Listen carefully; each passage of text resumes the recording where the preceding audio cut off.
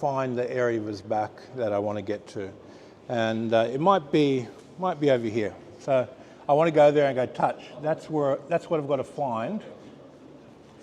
And then I hold my partner there, and then I have one hand on where I want to connect to and the other hand on his bridge. Go, oh, there's my connection, I can find it now. So do whatever it takes to get those connections there, then go back to the exercise, and then do the release, opening, and then after the opening and releasing are different. They're extensions of the same thing, but they're very different energetically. Opening is just simply to move the balance out. Releasing is to, once it's open, now you can take something out. So if there's a tension, an emotion, you have to open them before you can release the tension. So the exercise we did yesterday, opening the balance, as an extension of that, you can release whatever you feel after the balance is open. Now, if you just kept opening, it would actually look very similar. The person would just float. It's the same as if you're releasing tension. But to release something is actually more difficult.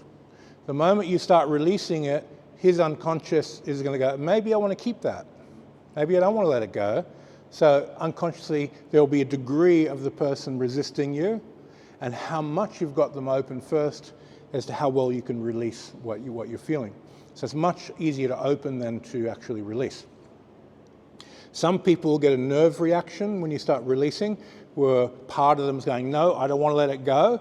And it's as if you're feeling energy into them while you're releasing, their reactivity. So everyone's got a unique reaction to it. So the basic theme now is, if I want to get to a part of his body and I can't feel it, one hand on the bridge, one hand where you want to get the connection, find it, and then you can release, because you can influence what you can feel much more easily. You're in resonance with what you're feeling, you're on the frequency of what you're feeling, and your mind will affect what you're feeling. If it's a bit vague, you'll get a vague response. If it's clear, you'll get a clear response. So to get it more clear, touch the point you want to get to, touch the arm, make those connections. Don't go to the groin areas or breasts for women, of course, it's obvious. When you're doing the calves or ankles, just kneel down and bring it to it and go, okay, there it is, and then release. So you can get that connection happening. And you want to look at that and go, there it is, I'm in there. And then choose what you're going to do. And open them up from there.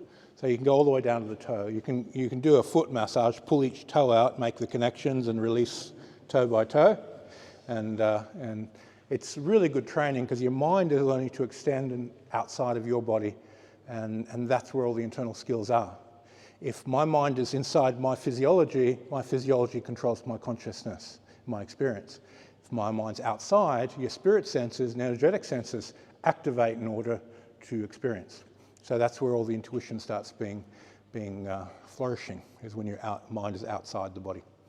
Once you've developed that, you can come back inside the body and work internally, because you can go deeper than the physical. Okay, partner up, and feel comfortable changing every 5 minutes, every few minutes. Just change partners whenever you feel like it.